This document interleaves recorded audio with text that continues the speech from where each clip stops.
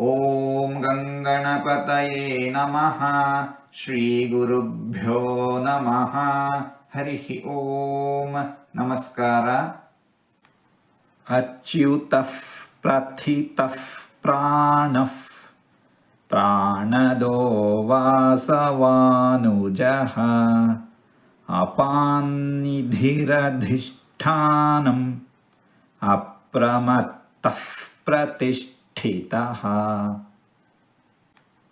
ಅಚ್ಯುತಃ ಪ್ರಥಿತಃ ಪ್ರಾಣಃ ಪ್ರಾಣದೋ ವಾಸವಾನುಜಃ ಅಪಾನ್ನಿಧಿರಧಿಷ್ಠಾನಂ ಅಪ್ರಮತ್ತಃ ಪ್ರತಿಷ್ಠಿತಃ. ಅಚ್ಯುತಃ ಪ್ರಥಿತಃ ಪ್ರಾಣಃ ಪ್ರಾಣದೋ ವಾಸವಾನುಜಃ ಅಪಾನ್ನಿಧಿರಧಿಷ್ಠಾನಂ ಅಪ್ರಮತ್ತಃ ಪ್ರತಿಷ್ಠಿತಃ.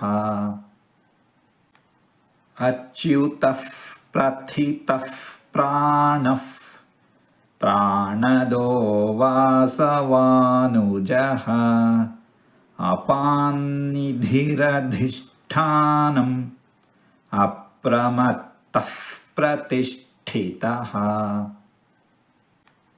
ಅಚ್ಯುತಃ ಪ್ರಥಿತಃ ಪ್ರಾಣಃ ಪ್ರಾಣದೋ ವಾಸವಾನುಜಃ ಅಪಾನ್ನಿಧಿರಧಿಷ್ಠಾನಂ ಅಪ್ರಮತ್ತಃ ಪ್ರತಿಷ್ಠಿತಃ.